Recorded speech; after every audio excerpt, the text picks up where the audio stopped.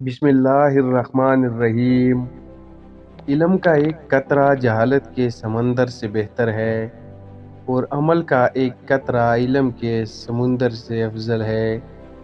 لمبا دھاگا اور لمبی زبان ہمیشہ الجھ جاتی ہے، اس لیے دھاگا لپیٹ کر اور زبان سمیٹ کر رکھیں۔ ہر بار قصور تربیت کا نہیں ہوتا، بعض اوقات کچھ رنگ صحبتوں کے بھی چڑھتے ہیں۔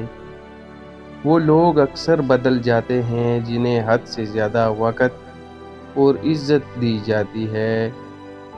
بدلہ لینے سے پہلے یہ ضرور خیال کر لیا کرو کہ تم اپنے خدا کے نزدیک کتنے قصوروار ہو۔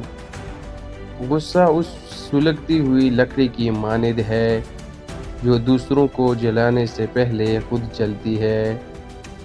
نصیحت ضرور کریں مگر شرمندہ نہ کریں، کیونکہ مقصد دستک دینا ہوتا ہے، دروازہ توڑنا نہیں۔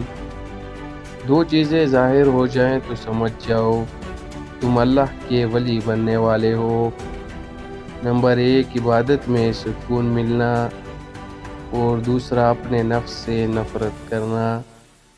اگر کسی کو تکلیف دے کر بھی اچھے سے سو لیتے ہو تو اپنے ضمیر کا جنازہ پڑھ لیا کرو، کیونکہ وہ وفات پا چکا ہے۔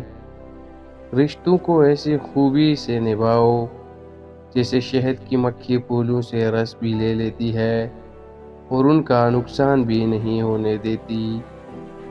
قرآن کہتا ہے اپنے دشمنوں کی چالوں سے پریشان نہ ہوا کر، بے شک تمہارا رب سب سے بہترین چال چلنے والا ہے۔